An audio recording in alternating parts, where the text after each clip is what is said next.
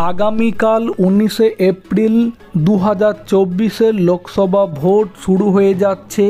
প্রথম দফাতে ভারতবর্ষের অন্য রাজ্যের পাশাপাশি পশ্চিমবঙ্গে কোচবিহার, আলিপুরদুয়ার এবং জলপাইগুড়ি এই তিনটি লোকসভা আসনে লোকসভা ভোট সম্পূর্ণ হবে। আমরা এই ভিডিওতে জানার চেষ্টা করব পশ্চিমবঙ্গে কোচবিহার, আলিপুরদুয়ার এবং জলপাইগুড়ি লোকসভা আসনে সম্ভাব্য ফলাফল কী হতে যাচ্ছে। তবে আলোচনাতে যাওয়ার আগে আপনাদেরকে বলে রাখি, এই সম্ভাব্য ফলাফল কোনোভাবেই নির্বাচনকে প্রভাবিত করার জন্য নয়। এই সম্ভাব্য ফলাফল বর্তমানে পশ্চিমবঙ্গের রাজনীতির যা সার্বিক পরিস্থিতি তার উপর ভিত্তি করে একটা অনুমান।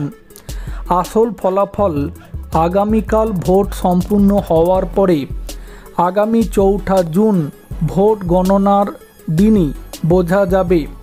অর্থাৎ এই সম্ভাব্য ফলাফলের সাথে বাস্তব ফলাফলকে দয়া করে আপনারা এক করবেন না। তাহলে চলুন আলোচনায় যাওয়া যাক।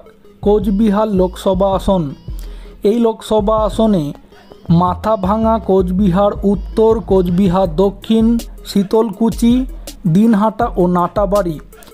একমাত্র সিতাই বিধানসভা আসনটিকে বাদ দিলে বাকি 6টি বিধানসভা আসনে যেহেতু বিজেপি প্রার্থীর এগিয়ে থাকার সম্ভাবনা থাকছে, তাই বলা যায় হয়তো কোচবিহার লোকসভা আসন থেকে বিজেপি এগিয়ে থাকছে। চলে আসবো আলিপুরদুয়ার লোকসভা আসন।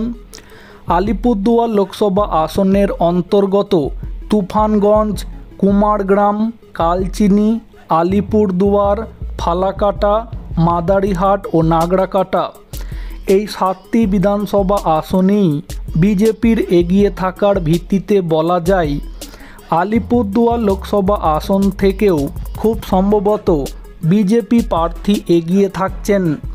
চলে আসবো সর্বশেষ লোকসভা আসন জলপাইগুড়ি লোকসভা আসন। জলপাইগুড়ি লোকসভা আসনের অন্তর্গত একমাত্র রাজগঞ্জ বিধানসভা আসনটি ছাড়া বাকি মেখলিগঞ্জ, ধূপগুড়ি, ময়নাগুড়ি, জলপাইগুড়ি, ডাবগ্রাম, ফুলবাড়ি ও মাল এই 6টি বিধানসভা আসনেই বিজেপির এগিয়ে থাকার ভিত্তিতে বলা যায় আগামীকাল যে লোকসভা ভোট হতে যাচ্ছে তার আগে খুব সম্ভবত জলপাইগুড়ি লোকসভা আসন থেকে বিজেপি এগিয়ে থাকছে। এই 3টি লোকসভা আসনের বিষয়ে আপনাদের কি মতামত সেটা কমেন্টে অবশ্যই জানাতে পারেন। ভিডিওটি সম্পূর্ণ করে দেখার জন্য আপনাদেরকে জানাই অসংখ্য ধন্যবাদ।